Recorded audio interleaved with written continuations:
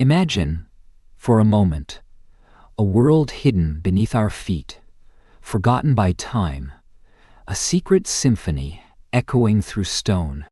We tell ourselves we know what's out there, what ancient life once walked or crawled or soared. But what if the greatest discoveries aren't unearthed in crumbling fossils, but alive, breathing, massive, just beyond the veil of our perception? What if the key to unlocking such a paradox wasn't through relentless vigor, but through the quietest moments, the very edge of sleep? This isn't a fairy tale. This is the story of Dr. Aris Thorne, an entomologist whose most profound insights came not from frantic research, but from the peculiar hum of a world no one believed existed. A world where insects, not dinosaurs, ruled, and where the line between dream and reality blurred into a magnificent, terrifying truth. What would you give to glimpse such a place? What would you risk to protect its impossible beauty? Imagine for a moment a world hidden beneath our feet, forgotten by time, a secret symphony echoing through stone. We tell ourselves we know what's out there, what ancient life once walked, or crawled, or soared. But what if the greatest discoveries aren't unearthed in crumbling fossils, but alive, breathing, massive, just beyond the veil of our perception? What if the key to unlocking such a paradox wasn't through relentless vigor, but through the quietest moments, the very edge of sleep? This isn't a fairy tale. This is the story of Dr. Aris Thorne, an entomologist whose most profound insights came not from frantic research, but from the peculiar hum of a world no one believed existed. A world where insects, not dinosaurs, ruled, and where the line between dream and reality blurred into a magnificent, terrifying truth. What would you give to glimpse such a place? What would you risk to protect its impossible beauty? The afternoon sun, fractured into dusty beams, struggled to penetrate the grime-streaked windows of Dr. Aris Thorne's university office, painting the air with a hazy, amber glow. It was a space that spoke of relentless pursuit and profound neglect in equal measure.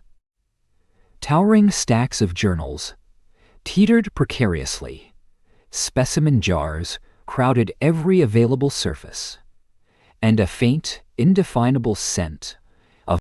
At the epicenter of this scholarly chaos, slumped over a well-worn mahogany desk, was Aris himself. He wasn't merely napping. He was immersed in his own peculiar brand of somnolence, a state of semi-consciousness that often felt more productive than his waking hours.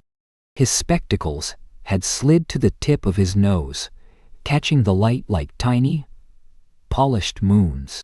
A half-eaten tuna sandwich, its edges curling in gentle protest against the passage of time, lay forgotten beside a gleaming, brass-bound microscope. Aris Thorne, the brilliant but notoriously sleepy entomologist, was a paradox. His mind, even in repose, teemed with groundbreaking theories on insect evolution, radical ideas that danced on the periphery of accepted science, often dismissed by his more conventionally vigorous peers, who saw only the perpetually drooping eyelids. They called him eccentric, a dreamer, perhaps a genius on the verge of burnout. They rarely saw the quiet, almost melancholic dedication that fueled his unusual insights. A low, resonant thrum began to vibrate through the building, an insistent hum that seemed to emanate from the very foundations. It was the familiar, unwelcome signature of the new science wing construction, a brute force intrusion into the quiet sanctity of his research. The tremor intensified, a dull, subterranean growl that rattled the very bones of the old university building. On a high shelf, precariously balanced amidst a forgotten collection of antique dissecting tools and desiccated butterfly wings, a specimen jar shuddered. It was an unassuming container, filled with what appeared to be nothing more than brittle, dried plant matter, or so Aris had always assumed. With a faint clinking, A small, oddly large fragment, perhaps half the size of his thumb, dislodged from the jar's contents. It tumbled silently through the dusty air, a feather-light descent, landing with an almost imperceptible whisper on the open pages of Eris's notes, directly beside his slumbering face. The soft impact, or perhaps the subtle shift in the room's resonant frequency, was enough. Eris's eyes, a startlingly clear shade of gray, flickered open, not with a sudden jolt, but with the slow, deliberate unfurling of a hibernating creature. The remnants of a half-remembered, strangely vivid dream, something about colossal mandibles clicking in humid air, dissipated like morning mist. His gaze, still hazy with sleep, drifted over his scattered papers, then snagged the fragment.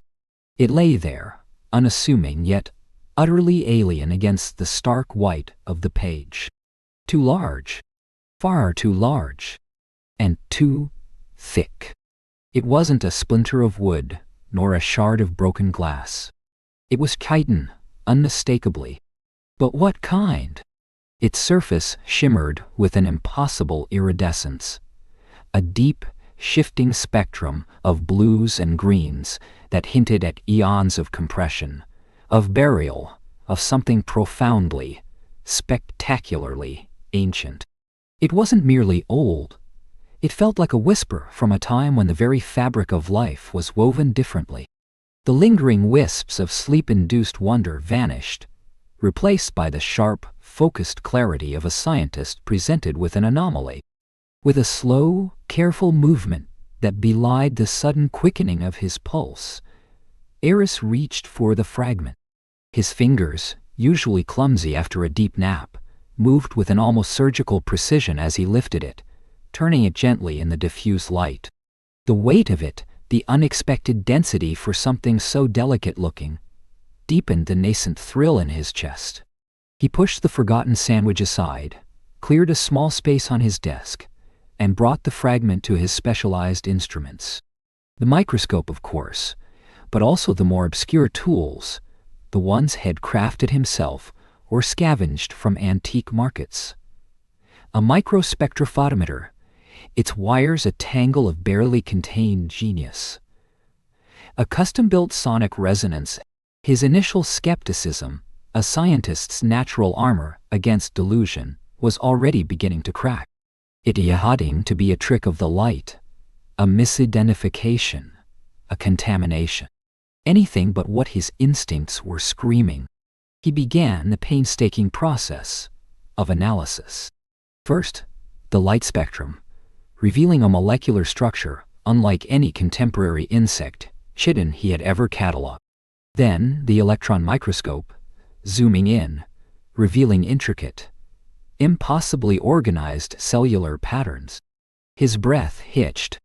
These weren't the familiar hexagonal arrays of a modern beetle, nor the delicate tracery of a dragonfly wing. They were massive, hypertrophied structures, suggesting a biological architecture built for immense scale, for burdens beyond anything a creature of mere inches could withstand. The data flowed, cold and unfeeling. Yet each numerical readout, each spectral graph, was a hammer blow against conventional understanding. The chitin's density-to-weight ratio was off the charts. The unique protein chains within its matrix pointed to metabolic processes that defied modern entomological models. It was, quite simply, impossible. A creature of this cellular makeup, this inherent structural integrity, would have been gargantuan. Eris leaned back in his chair, the familiar creak a counterpoint to the quiet roar in his mind. The impossible data spun, coalesced, then slammed into a forgotten theory, one he'd buried deep in the dusty corners of his intellect, dismissed as the wild imaginings of a sleep-deprived graduate student. It was a theory of a hidden epoch, a period of Earth's history not marked by the titanic reptiles of the Mesozoic, but by something far more ancient, far more alien to human conception. An age when invertebrates, unconstrained by the atmospheric limitations, and gravity, not just large, but truly enormous. Creatures that would have dwarfed elephants, that would have made the largest dinosaurs seem like mere house pets. A shiver, not of cold, but of profound intellectual awe, ran down Eris's spine. The half-eaten sandwich, the cluttered desk, the incessant hum of the construction outside, all faded into irrelevance. This brittle, iridescent fragment, fallen from a forgotten jar, wasn't just an anomaly. It was a key, a whisper from a time that shouldn't exist. And Eris Thorne, the somnolent entomologist, was suddenly, acutely, gloriously awake. Imagine for a moment a world hidden beneath our feet, forgotten by time, a secret symphony echoing through stone. We tell ourselves we know what's out there, what ancient life once walked, or crawled, or soared. But what if the greatest discoveries aren't unearthed in crumbling fossils, but alive, breathing, massive, just beyond the veil of our perception? What if the key to unlocking such a paradox wasn't through relentless vigor, but through the quietest moments, the very edge of sleep? This isn't a fairy tale. This is the story of Dr. Eris Thorne, an entomologist whose most profound insights came not from frantic research, but from the peculiar hum of a world no one believed existed. A world where insects, not dinosaurs, ruled, and where the line between dream and reality blurred into a magnificent, terrifying truth. What would you give to glimpse such a place? What would you risk to protect its impossible beauty? The peculiar fragment of chitin, brittle yet shimmering with an ancient iridescence, sat like a tiny impossible monument on Dr. Eris Thorne's desk. It was an anomaly, a whisper from a time that should not have been. Usually, Eris's groundbreaking theories were born in the liminal space between waking and slumber, slow-cooked in the quiet hum of his subconscious. But this demanded a different kind of energy. A rare, almost feverish determination surged through him, banishing the usual fog of sleep that clung to his edges. It was an uncharacteristic spark, ignited by the impossible data, that propelled him not towards his worn armchair, but towards the labyrinthine corridors of the university's deepest archives. The archives were a mausoleum of forgotten knowledge, a silent testament to the relentless march of academic progress that often left fascinating, but inconvenient, truths buried in its wake. Dust motes danced in the anemic shafts of light that pierced the high windows, illuminating rows upon rows of somber, leather-bound tomes. The air was thick with the scent of aged paper and dried ink, a melancholic perfume that suited Eris's quiet quest. He moved with a focused intensity, his usual languor replaced by a predatory keenness. He wasn't looking for anything specific, not yet. He was searching for the anomalous, the disproven, the ideas that had been quietly, perhaps deliberately, swept under the rug of conventional understanding. He sought the echoes of a hidden epoch, a theory he'd once dismissed as an intriguing, if sleep-addled, fantasy. Now, it felt like a remembered truth, just beyond his grasp.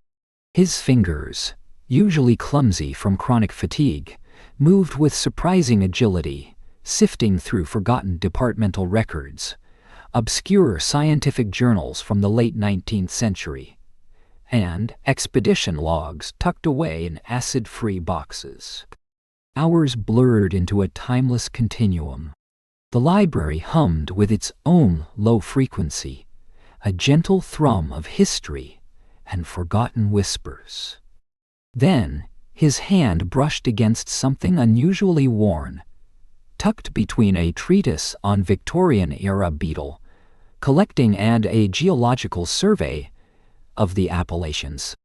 It was a journal, not bound in the university's standard austere leather, but in a faded, almost brittle canvas, its spine cracked and sun-bleached. No name on the cover, just a faint, stylized sketch of a coiled vine. He opened it carefully, the pages releasing a puff of ancient dust. The handwriting inside was elegant, if erratic, occasionally scrawled as if in a hurry, or perhaps desperation. The journal belonged to a man named Alistair Finch, a naturalist whose name Aris faintly recalled from a single, dismissive footnote in an old paleontology textbook. A disgraced charlatan who had claimed to find living remnants of a prehistoric world. The university had quietly erased him from its history, a smudge on its otherwise pristine record of scientific rigor. Aris felt a pang of sympathy, a silent acknowledgement of the narrow, unforgiving confines of accepted science. And then he saw it. Tucked into the very last page, folded multiple times, and secured with a desiccated sliver of pressed fern, was a map. Hand-drawn, on paper thin and fragile as a cicada wing, it depicted a region both familiar and utterly alien.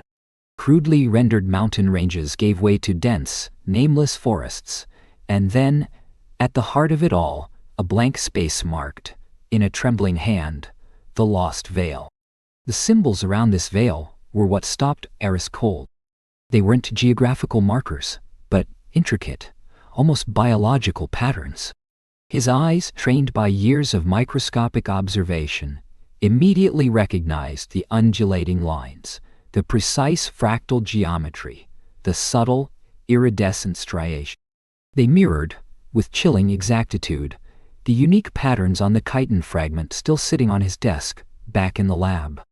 It was more than coincidence. It was a key. The map, dismissed for over a century as the ravings of a madman, was a blueprint, a shared language between a disgraced naturalist and an impossible insect.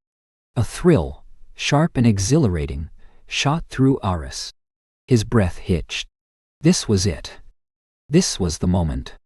The melancholic quiet of the archive seemed to press in on him, amplifying the frantic beat of his own heart. The hum of the universe felt different now, imbued with a new, ancient frequency. Back in the bright, sterile halls of the entomology department, the hum vanished, replaced by the grating dissonance of skepticism. Aris, clutching his findings. The chitin fragment, now lovingly enshrined under a magnifying glass, and a meticulously scanned copy of Finch's map, tried to share his improbable discovery. He approached Dr. Albright, head of the department, a man whose passion for beetles extended only to those safely pinned and catalogued in glass cases. "Aris, my dear boy," Albright began, peering over his half-moon spectacles, a condescending smile playing on his lips. "Another one of your imaginative theories. Fascinating iridescence, certainly, but it's likely just a misidentified geological sample, perhaps a peculiar mica shard. Or dare I say, the result of a particularly vivid nap." He gestured vaguely at Aris's perpetually tired eyes. Dr. Chen, a younger, ambitious colleague known for her meticulous but uninspired work, snorted softly. "Colossal insects, Aris? Really? The atmospheric pressure, the caloric intake required. It's all biologically impossible. Perhaps you've been working too many late nights. Get some rest." Their words were like icy droplets, slowly, steadily extinguishing the fragile flame of his excitement. The academic world, with its rigid classifications and a zealous devotion to established paradigms, had no room for the truly extraordinary, especially when presented by someone as outwardly peculiar as Aris. They saw only his sleep-deprived illusions, not the startling data. Their dismissal, though predictable, stung. It solidified his isolation, cementing the idea that this quest, if it were to continue, would be a solitary one. Quiet sorrow settled over him, mingling with a renewed, fierce determination. He knew then that directness was futile. The truth, in this context, was too unbelievable. He needed a different approach. Hours later, hunched over grant applications, the unique hum of the chitin fragment, a silent encouragement, Harris crafted a proposal that was impeccably conventional. He requested a modest grant for an ecological survey of novel insect species in a remote, uncharted region known for unusual geological formations. He attached detailed, if carefully curated, data on soil composition and a hypothetical flora list, all meticulously researched to sound plausible. He made no mention of impossible chitin, of disgraced naturalists, or of lost vales.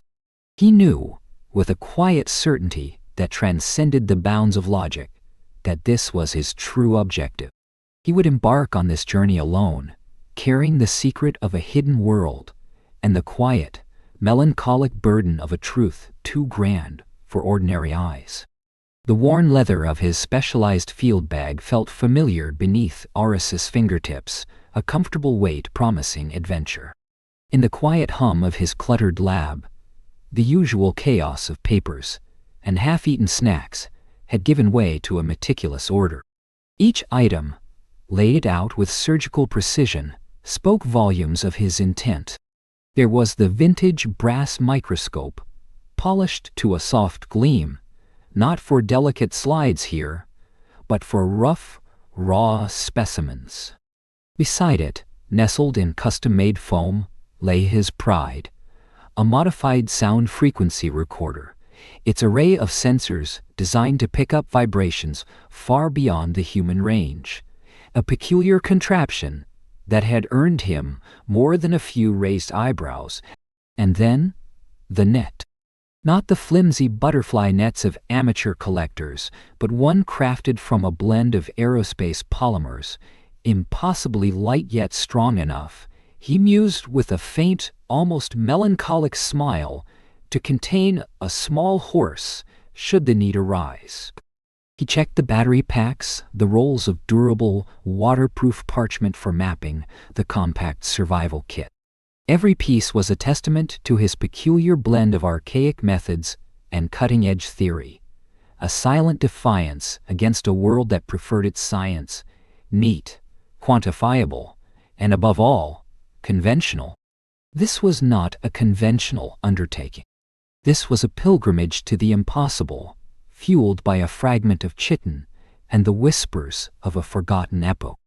Before the last buckle clicked shut, Harris paused, his gaze drifting to the desk phone, a relic in an era of smartphone.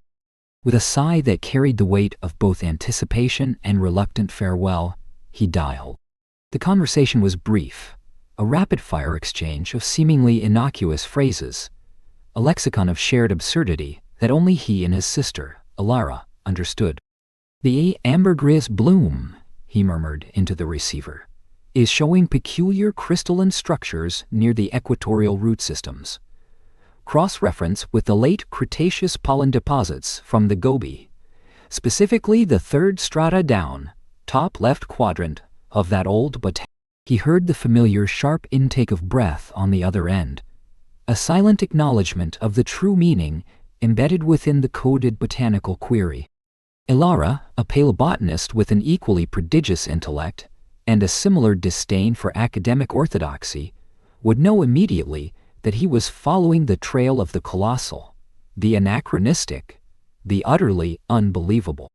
There was a quiet understanding that passed between them, a bond forged in shared eccentricity and an unwavering belief in the universe's capacity for surprise. He hung up, the click of the receiver echoing in the suddenly profound silence of his lab. He was truly alone now, on the precipice of his impossible journey. The transition from civilization to the untamed was jarring, even for Harris. Days blurred into a grueling succession of damp, green-filtered light and the ceaseless hum of unseen life. The chartered bushplane had dropped him at the furthest edge of established logging trails, a mere whisper of a path quickly swallowed by the encroaching verdure. From there, it was a slow, deliberate march into the heart of a region marked on his map, not with place names, but with the ominous legend, Terra Incognita. The air grew heavy, thick with the scent of decaying leaves and the rich, loamy earth. Mist, An omnipresent veil clung to the colossal trees, turning the jungle into a realm of shifting, indistinct shadows. Leeches, persistent and insidious, were a constant nuisance, and the oppressive humidity seemed to drain the very resolve from his bones. Yet, through it all, Aris moved with a quiet, almost meditative determination.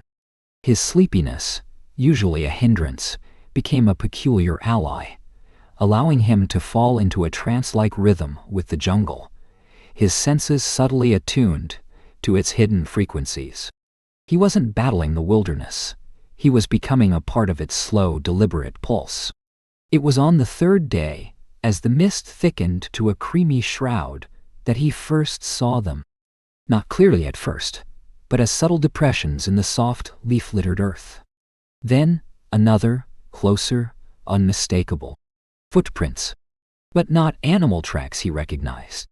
Too large for even the largest mammals, too broad, too deep. The shape was alien, almost like a massive, segmented boot print, but organic.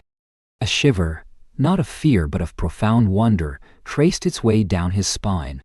He knelt, his fingers tracing the outline, the distinct pattern of what could only be colossal, multi-limbed appendages.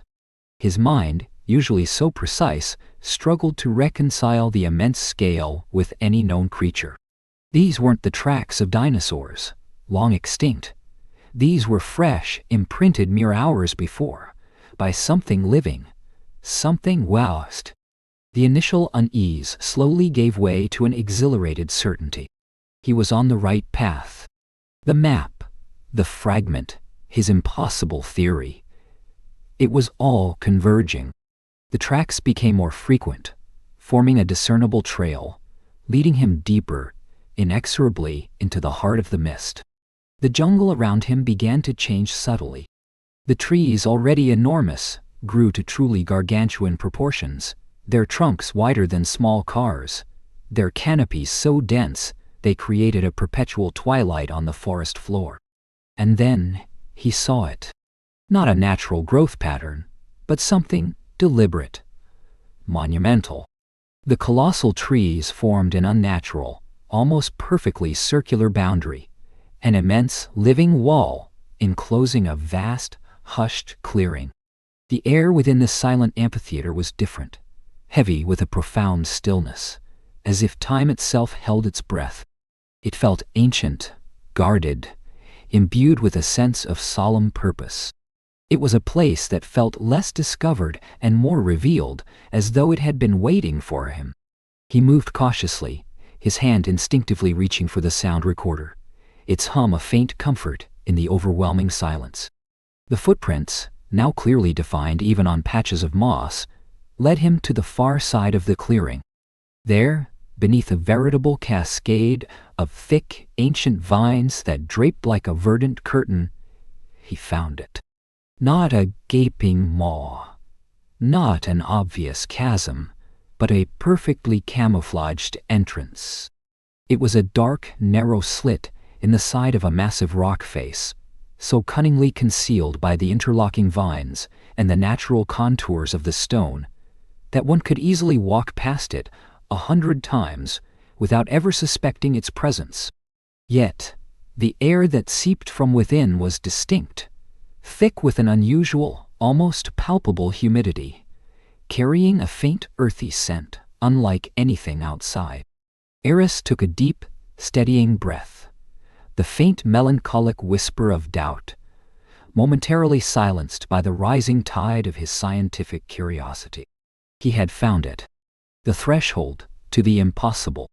The entrance to a world that existed only in the hushed, forgotten theories of madmen and dreamers, now laid bare before the somnolent entomologist.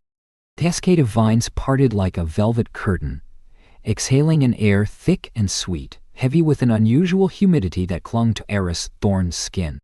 It was not the oppressive, cloying dampness of the jungle above, but something ancient, a breath held for millennia.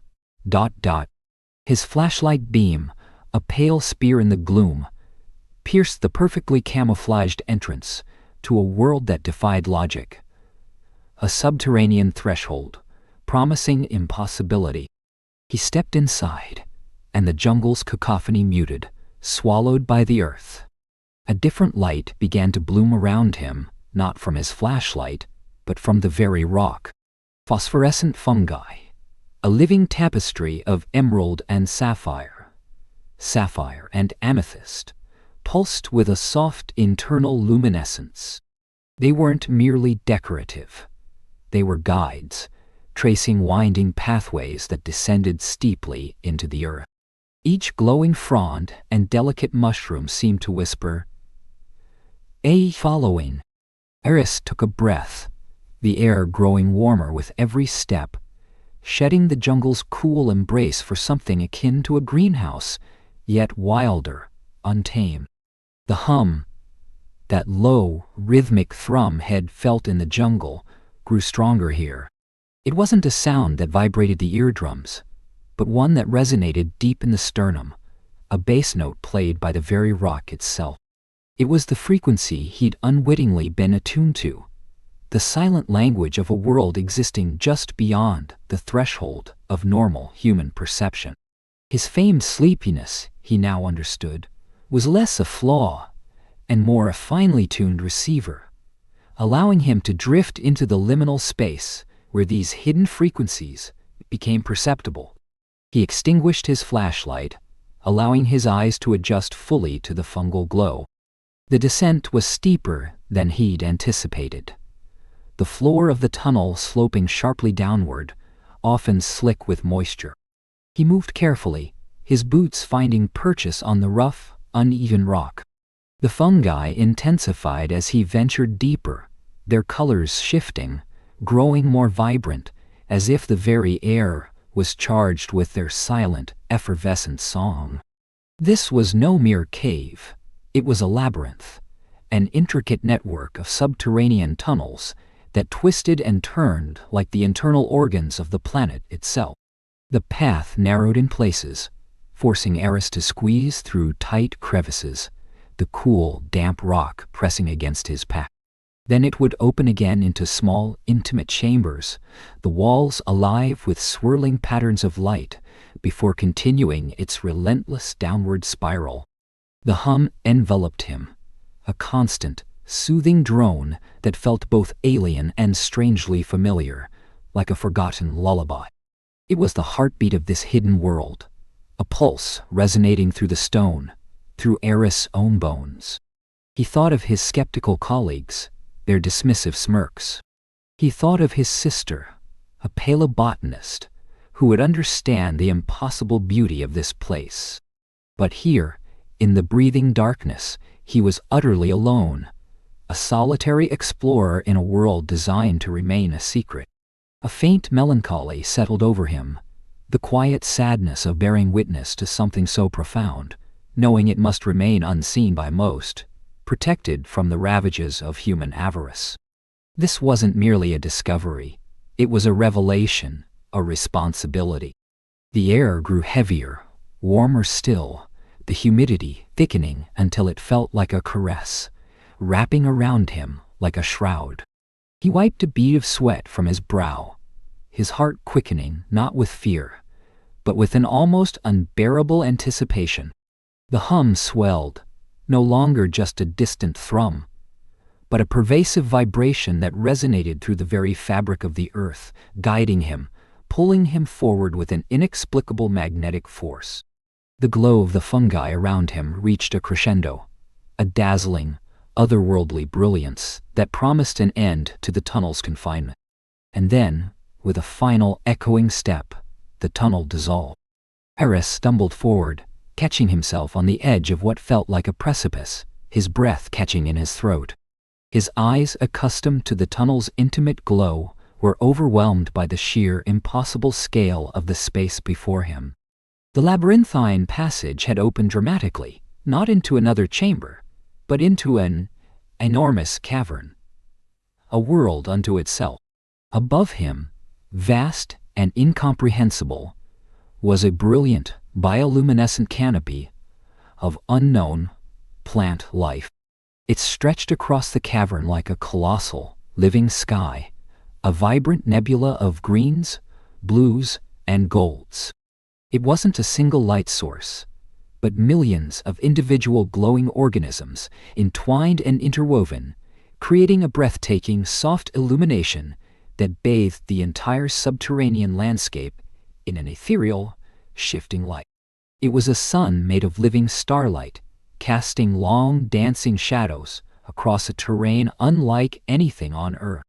Below, the cavern floor stretched out, an undulating landscape dominated by towering, alien flora. Trees with trunks like ancient pillars, their bark glowing with internal light, soared hundreds of feet towards the living sky. Ferns unfurled fronds the size of small airplanes, their undersides shimmering with phosphorescence. Strange, bulbous plants pulsed with a soft, rhythmic beat, like colossal hearts hidden in the undergrowth. The air was alive with the unseen rustle of leaves, the faint, high-pitched chirps and clicks of unseen life, and the pervasive, comforting hum that Aris now understood to be the very breath of this world. He stood transfixed, a small, insignificant human figure on the threshold of a forgotten epoch. His scientific mind scrambled, trying to categorize, to comprehend, but his soul simply drowned in the overwhelming beauty and impossibility of it all. This was not just a lost valley. It was a lost world, perfectly preserved, thriving in its own time. And then, his gaze drifted across the vast expanse, past the shimmering lake he could now faintly discern, past the colossal, luminous floratite. Far in the distance, a silhouette. It moved. Massive. Impossibly large. A colossal shape, lumbering through the alien forest, a shadow against the living sky. It was too far to distinguish details, but its sheer scale was undeniable. Monumental. It moved with a slow, deliberate grace, a living mountain.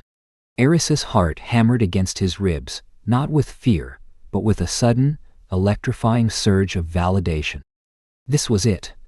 This was the impossible truth. The echoes of the Megafauna, not in fossilized bone, but in living, breathing, colossal form. And he, the somnolent entomologist, had found them. The world, silent and ancient, seemed to hold its breath with him, waiting. Imagine, for a moment, a world hidden beneath our feet, forgotten by time, a secret symphony echoing through stone. We tell ourselves we know what's out there, what ancient life once walked, or crawled, or soared. But what if the greatest discoveries aren't unearthed in crumbling fossils, but alive, breathing, massive, just beyond the veil of our perception? What if the key to unlocking such a paradox wasn't through relentless vigor, but through the quietest moments, the very edge of sleep? This isn't a fairy tale.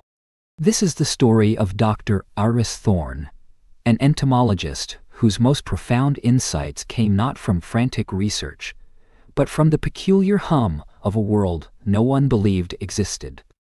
A world where insects, not dinosaurs, ruled, and where the line between dream and reality blurred into a magnificent, terrifying truth.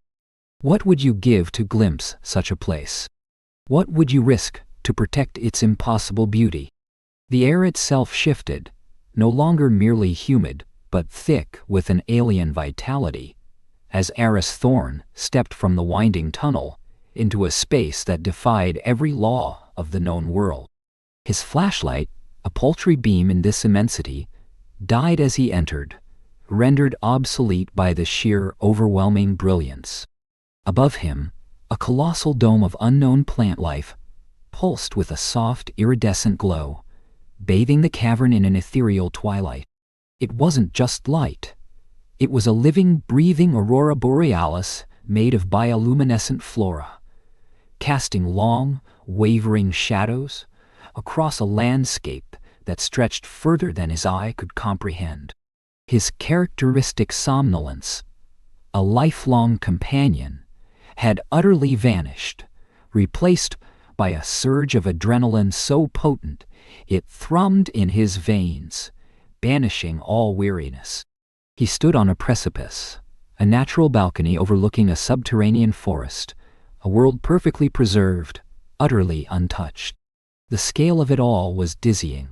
Trees, alien in their geometry and luminous hues, scraped against the glowing canopy thousands of feet above. It was a dream made real, a paleontologist's fantasy woven with an entomologist's impossible truth. Then he saw it. A movement in the distant, vibrant undergrowth. A displacement of luminous ferns. It was slow, deliberate, and undeniably massive. He fumbled for his binoculars, his hands trembling with a mixture of fear and ecstatic anticipation. Through the lenses, the distant silhouette sharpened, resolving into an impossible form. It was a beetle. But not just any beetle. This was a titan, its segmented body easily the size of a small car, its chitinous shell a shimmering, obsidian black. It moved with a ponderous grace, its 6 legs thick as tree trunks, anchoring it as it raised its head. Massive serrated mandibles, glinting with a terrifying efficiency, clamped down on a luminous tree trunk, tearing away a substantial piece with a sound like splintering oak. The sound, a low, rasping tear, echoed faintly across the vast chamber, a symphony of ancient mastication. Eris found himself holding his breath, a silent witness to a prehistoric meal. Its antennae, thick and jointed, swayed gently, sampling the air. This creature, a living, breathing fossil, was the impossible truth the fragment had whispered. His initial awe quickly transmuted into the disciplined focus of a scientist. This wasn't just a sight to behold. It was a world to document, to understand. He retreated, finding a hidden alcove amidst a cluster of enormous glowing fungi, its cap forming a natural canopy that concealed him perfectly. With meticulous care, he unpacked his specialized, vintage equipment. The modified net, usually a source of amusement to his colleagues, now seemed perfectly appropriate for this realm of giants. He deployed miniaturized, motion sensor cameras, camouflaging them amidst the flora, strategically placing them to capture different angles of the colossal creatures. Then came the sound recorders, high frequency, low frequency, omnidirectional, a spiderweb of invisible ears designed to capture every hum, every thrum, every chitter of this alien ecosystem. This was his true objective, finally within reach. As he worked, a shimmering blur passed dangerously close to his head. He ducked, his heart leaping, then looked up. A swarm of iridescent dragonflies, their bodies as long as his forearm, their wingspans wider than his outstretched arm, flitted past. Their delicate, membranous wings, gossamer thin yet powerful, beat with a hypnotic, low-frequency hum that vibrated through the air. Resonating with that familiar, almost comforting drone Eris had felt deep in his bones since entering the cavern. He recognized it, the very frequency his own sleepiness seemed attuned to, the one that had guided him here. Their flight was an intricate dance, a shimmering kaleidoscope against the backdrop of the bioluminescent ceiling, a fragile beauty amidst the colossal. The ground began to tremble faintly, a rhythmic thudding that grew steadily louder, vibrating up through the soles of his boots.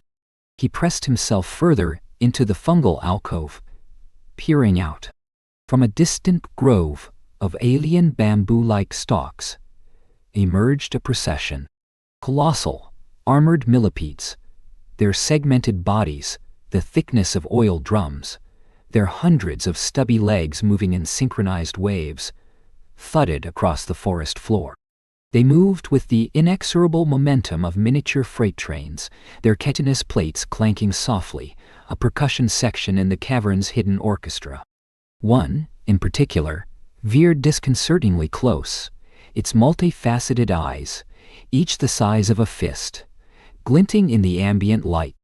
Aris held his breath, scarcely daring to move, as the last armored segment passed, the ground vibrating with its fading weight.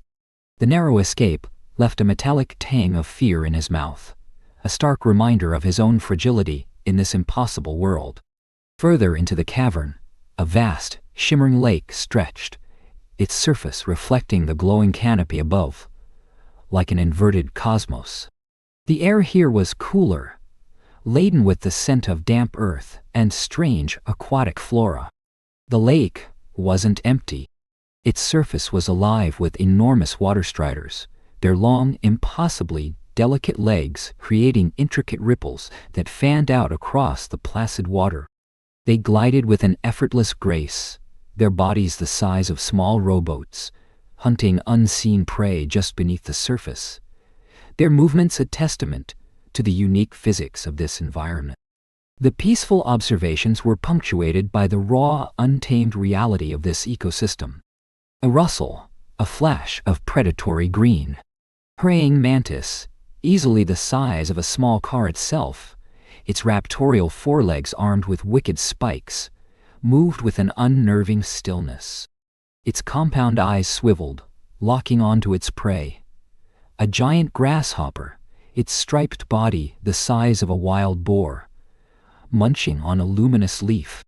The mantis struck with blinding speed, its forelegs scything through the air, snapping shut on the grasshopper's midsection with a sickening crunch. The grasshopper struggled for a brief, agonizing moment, its legs thrashing before succumbing. This was no gentle Eden.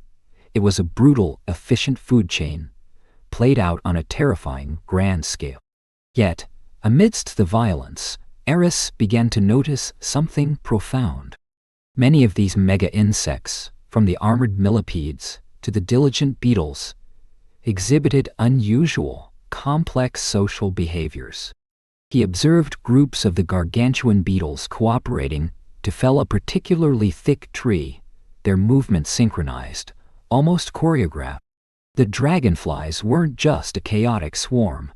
They flew in discernible patterns, perhaps signaling, perhaps hunting in unison. The water striders, too, seemed to communicate through subtle ripples and antenna movements. It suggested intelligence, or at least a level of social complexity, far beyond what he ever imagined for invertebrates. This wasn't just a collection of oversized bugs. It was a society, an ancient, alien civilization of exoskeletons and compound eyes. Driven by an insatiable scientific hunger, Aris began to map out the territory, slowly traversing different sections of the cavern. He identified distinct biomes within the colossal space.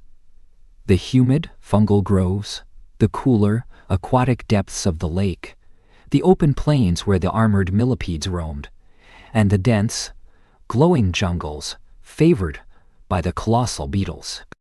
Each biome seemed dominated by different species of colossal invertebrates, forming a perfectly balanced, self-sustaining world. He was meticulously sketching a cluster of particularly vibrant fungi when a sudden deafening buzz ripped through the air, shaking the very cavern walls. It was a sound of raw power, of furious intent. His head snapped up. From the direction of the fungal grove, a gigantic hornet, its striped body a terrifying yellow and black, its wings beating with the force of a small helicopter, descended. Its stinger, thick as his arm, gleamed menacingly. Its multifaceted eyes, burning with an incandescent rage, seemed to fixate on his position. Aris didn't hesitate. His heart pounded in his chest like a drum, a frantic rhythm against the hornet's furious buzz. He scrambled, abandoning his notes, diving headfirst into the nearest thicket of dense, luminous ferns, pulling the broad leaves over himself like a shroud. The hornet's buzz intensified, circling, its shadow passing ominously over his hiding spot. He pressed himself into the damp earth, silent, still, a fragile human at the mercy of a forgotten god of the insect world. He was no longer just an observer. He was a vulnerable intruder, learning the hard way that this impossible beauty carried with it an equally impossible danger. A sudden, deafening buzz ripped through the cavern, shattering the primordial quiet Eris had meticulously cultivated around his observation post. It wasn't the hypnotic, low-frequency hum of the massive dragonflies, nor the thudding cadence of the millipede herds. This was sharp, aggressive, an airborne chainsaw tearing through the humid air. Eris's head snapped up, his sleepiness, usually a persistent companion, violently expelled by an adrenaline surge. The gigantic hornet appeared from the bioluminescent gloom like a nightmare made real. Its segmented body, a terrifying symphony of black and ochre, was easily the size of a mountain bike, its wings a blur of iridescent membrane. Two colossal, compound eyes, faceted and gleaming, seemed to fix on something near Eris's hidden position, or perhaps on Eris himself. Its stinger, thick and gleaming, retracted and extended with a chilling mechanical precision. Eris didn't think, he reacted. He scrambled, dropping his specialized sound recorder, tumbling behind a cluster of alien, mushroom-like growths that towered over him. The ground vibrated with the hornet's approach, a monstrous resonant hum that vibrated in his teeth. He pressed himself against the damp, warm soil, his heart a frantic drum solo against his ribs. He could hear the crackle and snap as the hornet's immense form brushed past the delicate, glowing flora, leaving a trail of broken bioluminescence in its wake. A dark shadow passed over him, followed by a rush of displaced air that rustled the fungi he hid behind. He held his breath, tasting the metallic tang of fear. The buzzing diminished, growing fainter as the hornet continued its path, seeking prey, or perhaps simply patrolling its terrifying domain. Slowly, carefully, Eris peeled himself from the earth, his limbs trembling. His palms were slick with sweat, his clothes clinging to him. He retrieved his equipment, checking it for damage. The experience, though terrifying, had a peculiar clarity to it. It wasn't just survival, it was a deeper immersion into the raw, uncompromising reality of this place. He pushed onward, the encounter having disoriented him enough that his internal compass, usually so reliable, wavered. He found himself moving through a less dense section of the cavern, where the towering flora thinned, revealing instead clusters of ancient, moss-covered rocks. As he rounded a particularly large, angular boulder, he stopped dead. Before him lay not natural formations, but structures. Ancient, overgrown, and unmistakably man-made.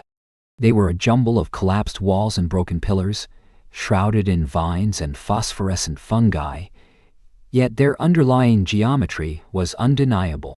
The material was unlike any stone he had ever seen, a dark, smooth, almost obsidian-like substance, impossibly durable, resisting the corrosive march of time and humidity.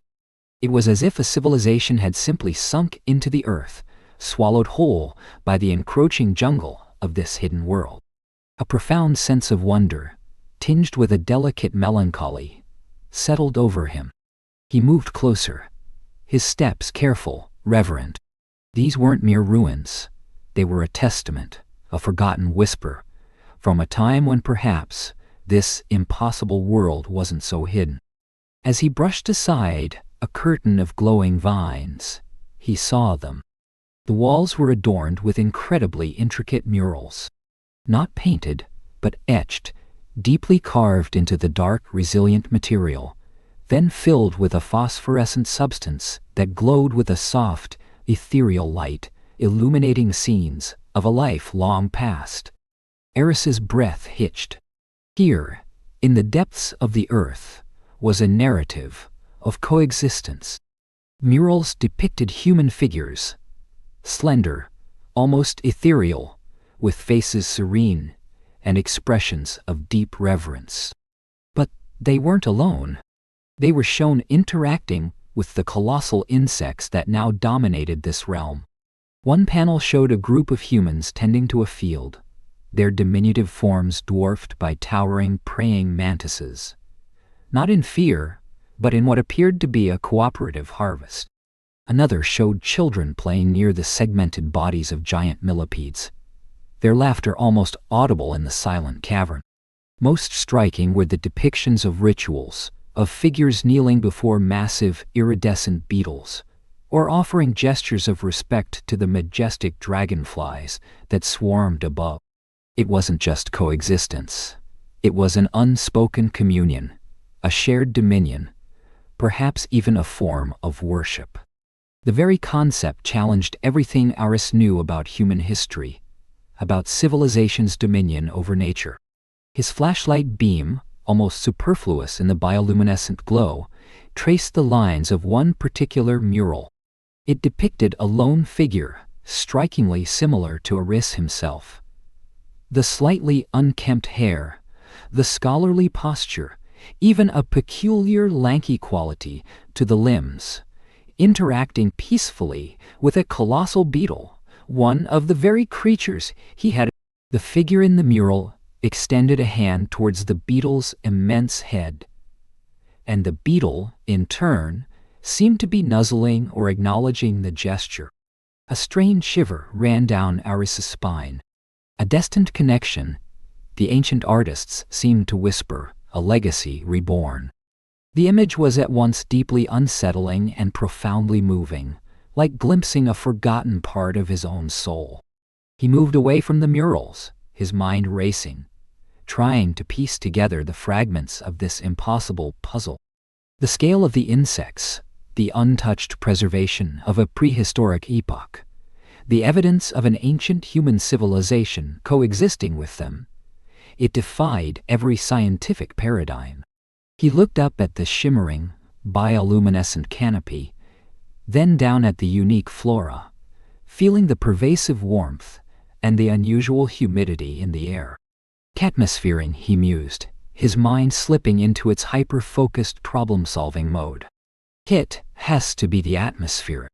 He'd noted the strange, low hum, the specific resonant frequency. What if the very composition of the air, perhaps combined with a long-lost energy source, within this enclosed cavern created the conditions for such gigantism? A unique blend of gases, a specific pressure, or an amplified energy field that somehow supercharged cellular growth, preserving a biological past that should have long since vanished. It wasn't just a pocket, it was a self-sustaining ecosystem, a bubble of forgotten time. Then, a thought, subtle and almost imperceptible, as if carried on the cavern's low hum, bloomed in his mind. My sleepiness sin. For years, it had been his cross to bear, the bane of his academic reputation, the source of his colleagues' dismissive smiles. But here, in this world, it felt different. He had always been sensitive to subtle vibrations, to the almost imperceptible shifts in air currents, to the low frequencies that most people filtered out as background noise.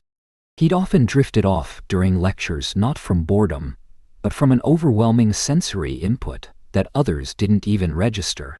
Now, it clicked. His sleepiness, his tendency to drift off, wasn't a flaw. It was a heightened sensitivity, an acute attunement. He realized that this very trait allowed him to perceive the subtle low-frequency vibrations and patterns that permeated this cavern. The hum of the crystal, the resonant frequencies of the colossal insects, the almost musical thrum of the atmosphere itself.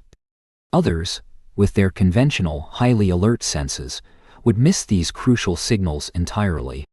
It was his unique perception, honed by a lifetime of quiet observation and gentle withdrawal, that was the key to understanding this impossible world. His greatest weakness here was his greatest strength. A somnolent entomologist indeed. He wasn't just observing this world.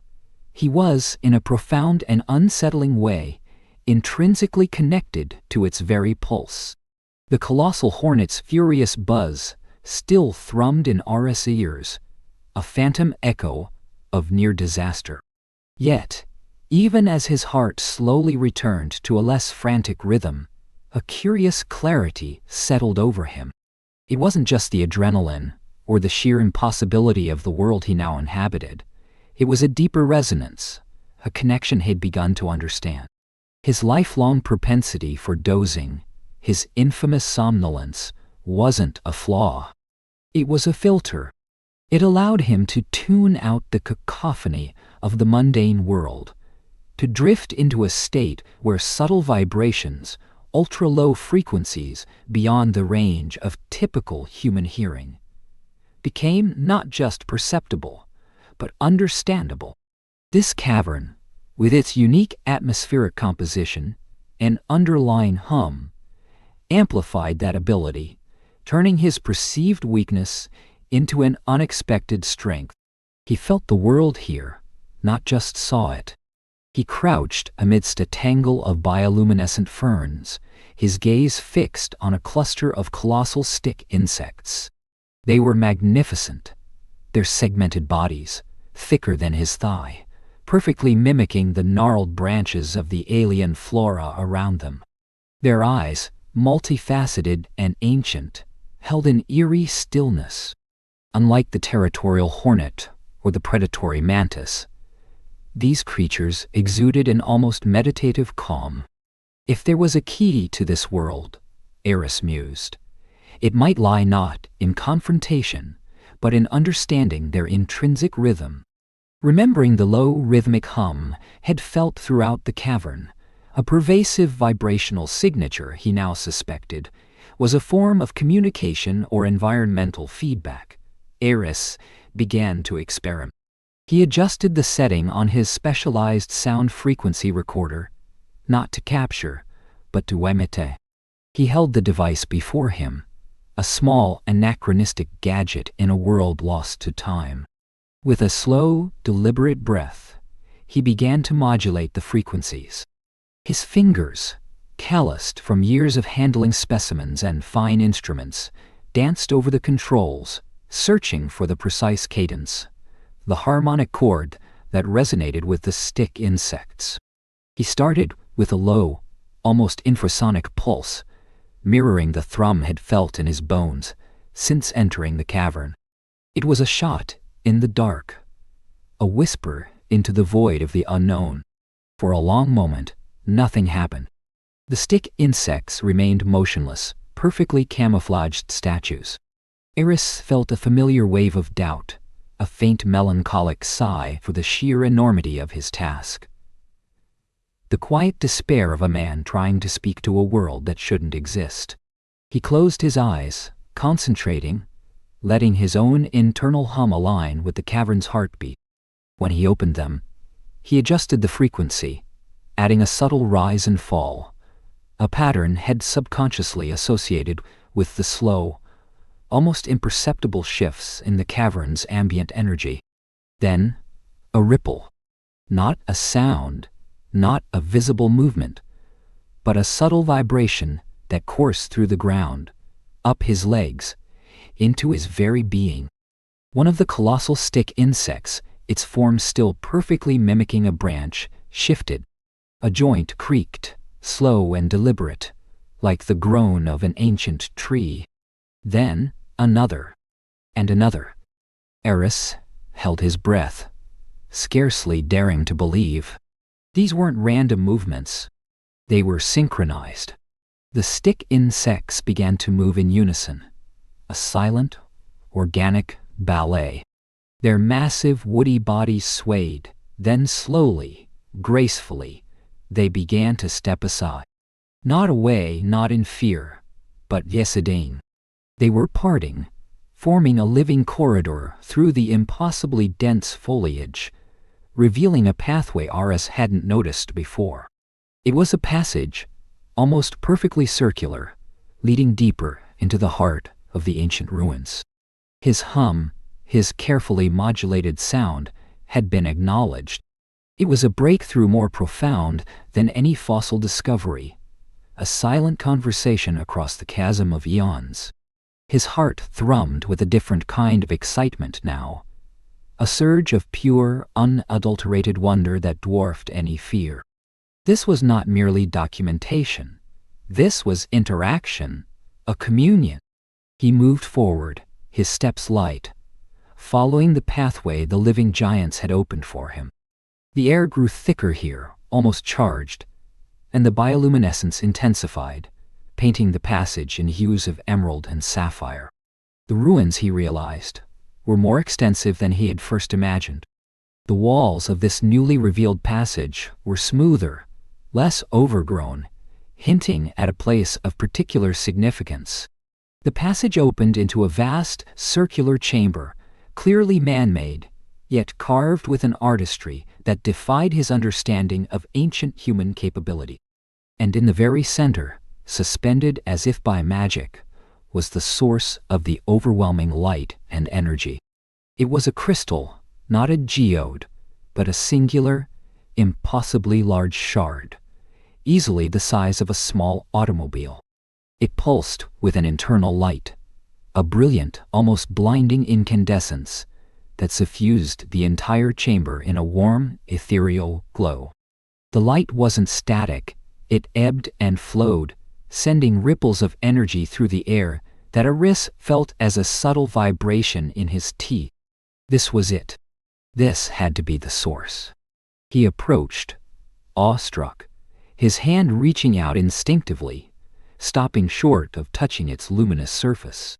The crystal hummed, a deeper, more resonant frequency than anything he'd perceived before. It was a symphony of power.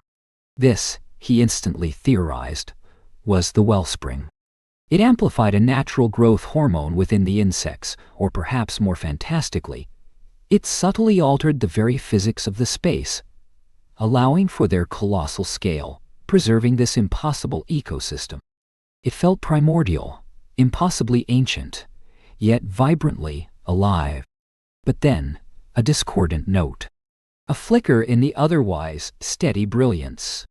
Eris's heightened senses, already attuned to the subtle shifts in the cavern's frequencies, picked up a change in the crystal's hum. It wasn't just a constant, powerful thrum. There was a stutter, a faint, almost imperceptible tremor in its pulse. His gaze sharpened, sweeping over the crystal surface. And there it was. A hairline fracture, originating from its base and spiderwebbing upwards, catching the light in a malevolent glint. It was tiny, almost invisible, but it was there, and it was growing. As if in response to the crystal's subtle distress, the ambient hum of the cavern shifted. The gentle, almost soothing thrum that had permeated the air twisted, becoming agitated, frenetic. The bioluminescence flickered erratically, casting dancing shadows across the ancient walls. A low, guttural chittering echoed from the darker recesses of the chamber. A sound Aris hadn't heard before. A sound of profound agitation and territorial wrath. He spun around, flashlight beam sweeping frantically. From the shadows, at the very edge of the crystal's pulsating light, a shape detached itself from the wall. It was massive, easily 3 times his height, a nightmare rendered in chitin and shadow. A spider. Not just any spider, but a creature of monstrous proportions, its segmented legs ending in razor-sharp claws, its 8 eyes gleaming with malevolent intelligence. Its fangs, thick as Eris's wrist, dripped with a viscous phosphorescent venom, reflecting the crystal's unstable light. The chittering intensified, a symphony of pure, primal rage. It was agitated profoundly so, its massive form twitching with restless energy. The crystal's instability, realized with a sickening lurch in his gut, had woken the guardian. And its gaze was fixed, unwavering, on him. The throbbing light of the ancient crystal, a beacon in this subterranean realm, now seemed to pulse with an erratic heart.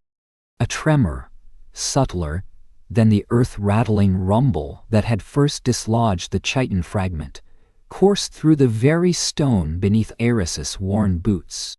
He watched, transfixed, as the brilliant hues of the phosphorescent fungi along the cavern walls flickered, momentarily dimming, then flaring too brightly, like a dying ember struggling for life. This was not the stable, harmonic hum he had grown accustomed to. This was a stutter, a discordant note in the grand symphony of the lost veil. The agitation of the colossal spider, its predatory intelligence sharpened by the very instability our eyes now witnessed, had been no mere coincidence. It was a symptom, a terrifying warning. Cold dread, far more profound than any fear of fangs or venom, seeped into his bones. This world, this impossible, breathtaking ecosystem of giants, was not eternal. It was fragile. Its magnificent balance, a testament to an epoch lost to human memory, teetered on the precipice of oblivion. And he, Aris Thorne, the perpetually sleepy entomologist, was perhaps the only one who knew. His goal, once a pursuit of academic validation, a quiet quest for forgotten truth, shattered and reformed into something far grander, far more urgent. Documentation no longer sufficed. His mission shifted, irrevocably, to preservation. He knelt by the ancient writings, etched into a material that felt like petrified starlight, cool and smooth, beneath his fingertips. The murals of coexistence had hinted at a previous civilization, perhaps the very architects or guardians of this hidden world. Now, his eyes, sharpened by a strange clarity, traced the intricate glyphs that spiraled around the pulsating crystal. The low resonant frequency that permeated the cavern, subtly altering the very air he breathed, seemed to amplify his perception, allowing him to discern patterns and nuances that would have been invisible to his former self. His innate sleepiness, that lifelong drift into the liminal, was not a weakness here, but a heightened state of awareness, a key to understanding the subtle language of this place. The writings spoke of cycles, of ebbs and flows, and of a great slumber, not a collapse, but a deliberate act of protection, sealing this world away from an encroaching, destructive surface. A melancholic whisper seemed to emanate from the stone itself, a warning from those who had once walked here, their wisdom echoing across millennia. They had understood the crystal's power, its life-giving resonance, but also its inherent instability. A particular passage, illuminated by a sudden flare from the crystal, caught his eye. It detailed a necessary rebalancing, a resurrection of the light, achievable only through the integration of a specific, rare mineral. It was described as the tears of the deep earth, shimmering blue like the distant ocean, born from the deepest currents of the heartstone. And crucially, it was found only in this specific biome, in the most remote and perilous reaches of the cavern.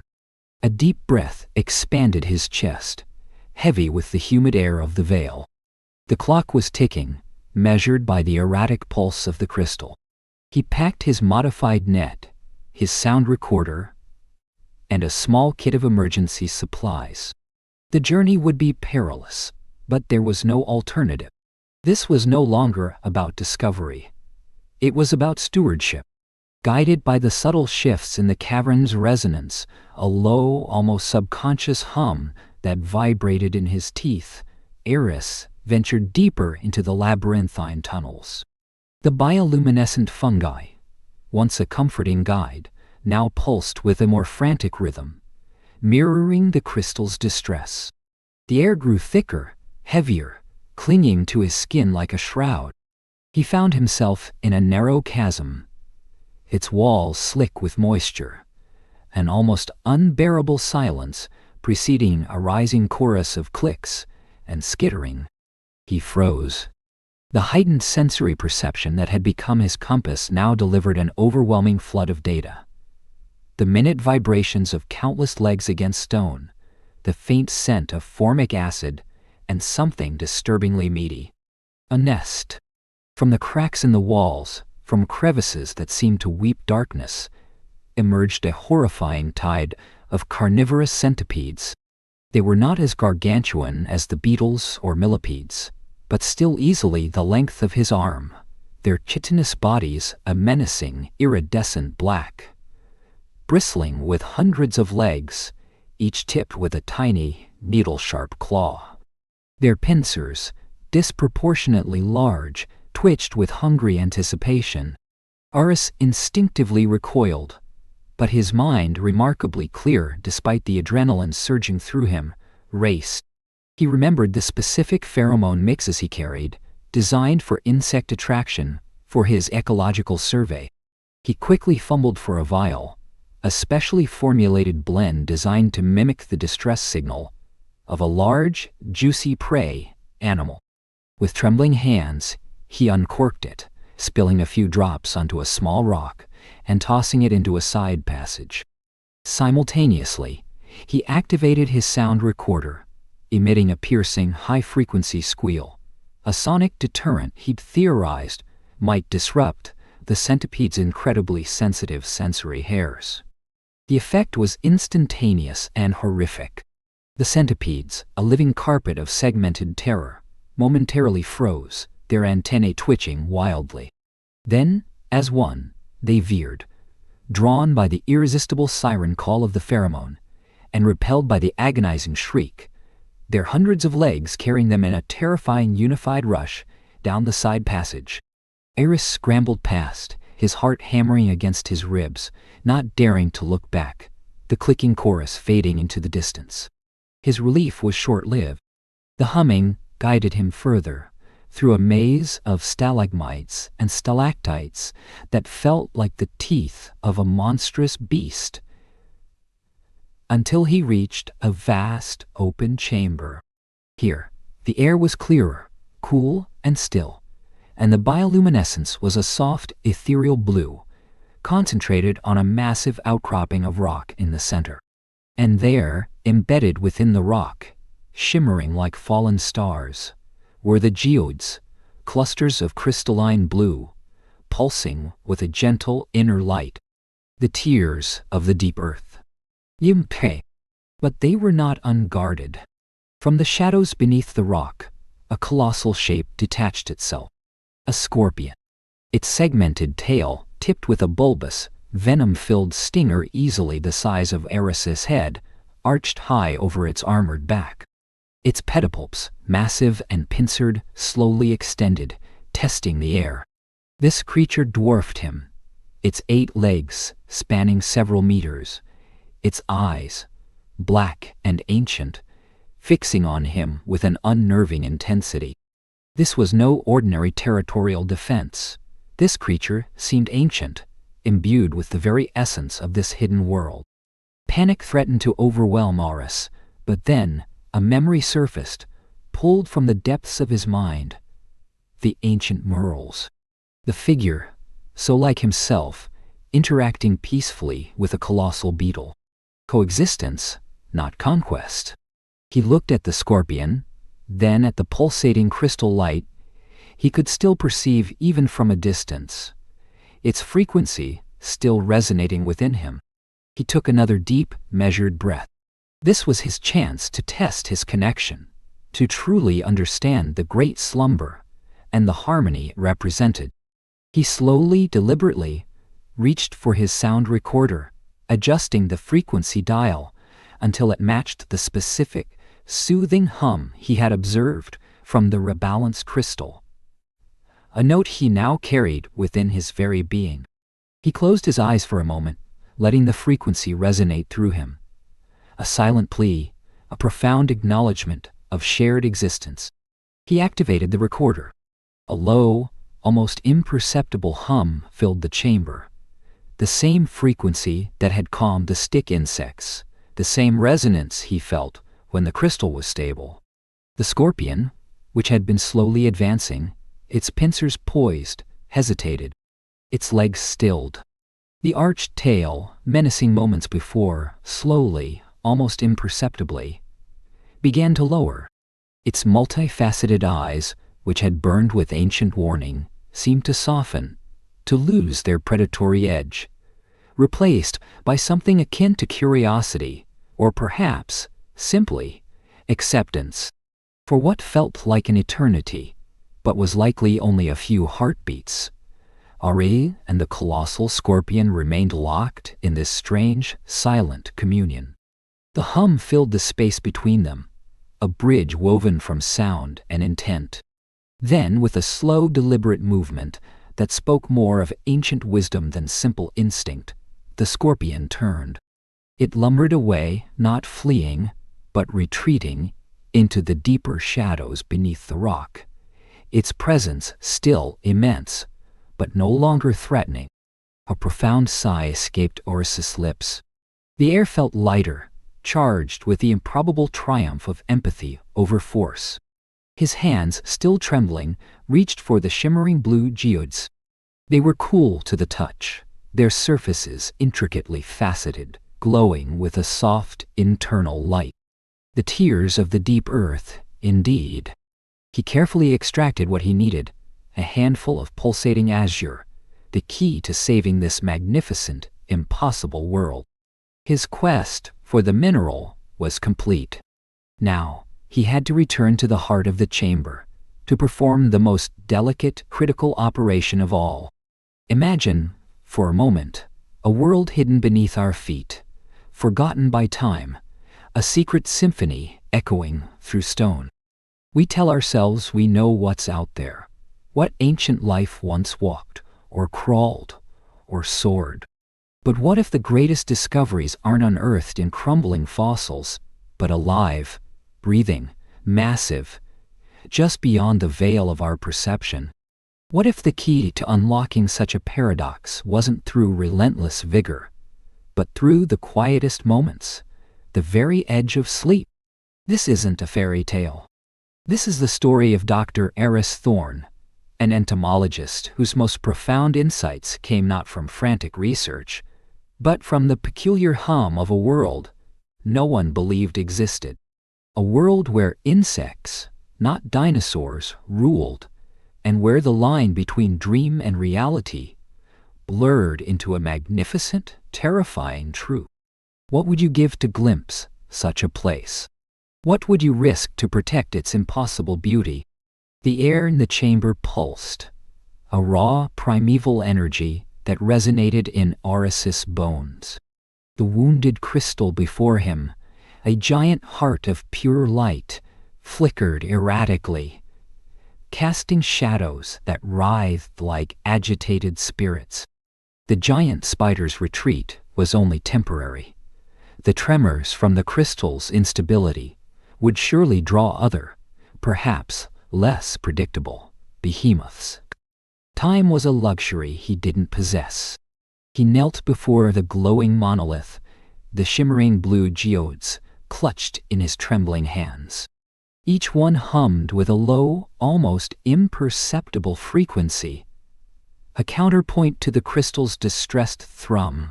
He remembered the ancient writings, cryptic warnings alongside precise instructions. This wasn't a matter of brute force, but of harmony, of understanding the intricate song of this hidden world. His heightened senses, sharpened by prolonged exposure to the cavern's frequencies, guided him. He could feel the slight discord, the jagged edges in the crystal's energy output, and the soft, corrective melody within the geodes. With the meticulous precision of a watchmaker, Eris began his delicate task. He didn't just place the geodes, he integrated them. He started with the smallest, pressing it gently into a natural fissure near the crystal's base, allowing its inherent frequency to slowly, almost imperceptibly, merge with the crystal's own. He listened, not with his ears, but with the subtle vibrations in his fingertips, feeling for the moment the two hums found resonance. The first geode settled, and a faint sigh seemed to emanate from the crystal, a barely audible smoothing of its turbulent energy. Encouraged, Eris moved to the next, a slightly larger one, choosing a different point of contact, guided by the intricate patterns in the crystal's internal light. It was a dance, a conversation without words, between ancient mineral and a man who understood the whispers of the earth. He worked slowly, deliberately, each placement a gamble, a prayer whispered into the heart of the world. The humid air was heavy with anticipation, the distant sounds of the cavern's colossal inhabitants momentarily hushed, as if even they sensed the gravity of the moment. As the third, then the fourth, and finally the fifth geode found its place, something profound shifted. The crystal, which had been flickering like a dying ember, now began to glow with a steady, unblinking intensity.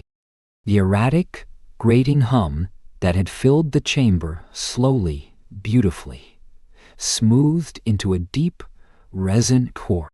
It was a sound that vibrated not just in the air, but through the very bedrock of the cavern, a bass note of perfect equilibrium. Eris watched, awestruck, as the cavern visibly exhaled. The bioluminescent canopy above brightened, its alien flora unfurling in renewed vigor. The phosphorescent fungi on the walls pulsed with a richer, more vibrant glow, their light flowing like silent rivers through the tunnels. He could feel the rebalancing in his own body, the frantic pounding of his heart easing, the tension in his shoulders melting away. A wave of profound calm washed over him, a sense of rightness, as if the entire colossal ecosystem had collectively held its breath, and now, at last, let it out in a sigh of relief. The subtle, low-frequency hum that had been his constant companion since entering this world now felt not just present, but harmonious, a lullaby of existence. He leaned back, exhaustion finally claiming him, but it was a sweet, triumphant fatigue. He had done it. He, Aris Thorn, the perpetually sleepy entomologist, had stabilized a world. The responsibility weighed on him, heavy and silent. This world, this impossible, breathtaking realm, had to remain a secret. It was too fragile, too magnificent, to be exposed to the rapacious curiosity of his own kind. Exploitation, research, tourism, any human intervention would shatter its delicate balance. The great slumber mentioned in the ancient texts, he now understood, wasn't just a physical dormancy for the world, but a conceptual one, a veil against the outside. With renewed purpose, Eris began the arduous journey back, his steps slower now, more deliberate. Every trace of his presence had to be erased.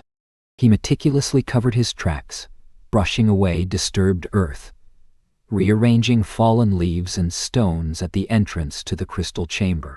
He then worked his way through the labyrinthine tunnels, using his field trowel to smooth over any telltale scuffs, dusting away the unique mineral residue from his boots. Emerging from the vast cave system into the familiar mist-shrouded jungle, Eris paused, turning back. The cascade of vines, the ancient trees, the very air seemed to conspire to hide the entrance. It was as if the jungle itself had woven a new, impenetrable tapestry, erasing the scar of his passage. He gazed upon it, a profound sense of solitude settling upon him. This secret, this colossal, impossible beauty, was his alone to carry. It was a heavy burden, yet also a sacred trust. He was no longer just an observer, he was a guardian. With one last, lingering look at the now indistinguishable foliage, he turned and began the long trek back to the known world, leaving behind the echoes of Megafauna that only he would ever hear. Weeks later, Eris Thorn sat at his cluttered desk in his university lab, the faint scent of formaldehyde and old paper a comforting presence. The half-eaten sandwich was still there, now decidedly stale, beside the microscope.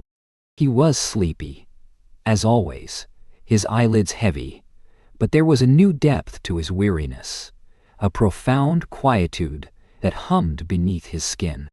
It wasn't just the physical exhaustion from his arduous journey. It was the psychic weight of a world he now carried within him. He was typing, slowly, meticulously, a paper for a highly obscure, peer-reviewed journal. Its title, Anomalous Chitin Growth, and its potential link to subterranean geodetic resonance patterns, was deliberately vague, designed to pique the interest of only the most niche of specialists, and to deter the more sensationalist, grant-hungry crowds. He hinted at unusual molecular structures, at unheard-of growth rates, at a unique harmonic frequency in certain mineral deposits that might hypothetically influence insect gigantism. He referenced geological anomalies and theoretical atmospheric compositions, creating a perfectly plausible, yet utterly misleading, scientific smokescreen. The chitin fragment, the very catalyst for his impossible journey, still lay on his desk, nestled among his notes. It seemed to shimmer faintly under the lamplight, a quiet, iridescent whisper from the world beneath. It was no longer just an anomaly. It was a relic, a sacred token of a colossal, beautiful world he had discovered and against all odds chose to protect. He was still Dr. Eris Thorne, the somnolent entomologist known for his eccentric naps and groundbreaking, if sometimes outlandish, theories. But now, he carried a secret so vast, so profound, that it reshaped his very understanding of existence.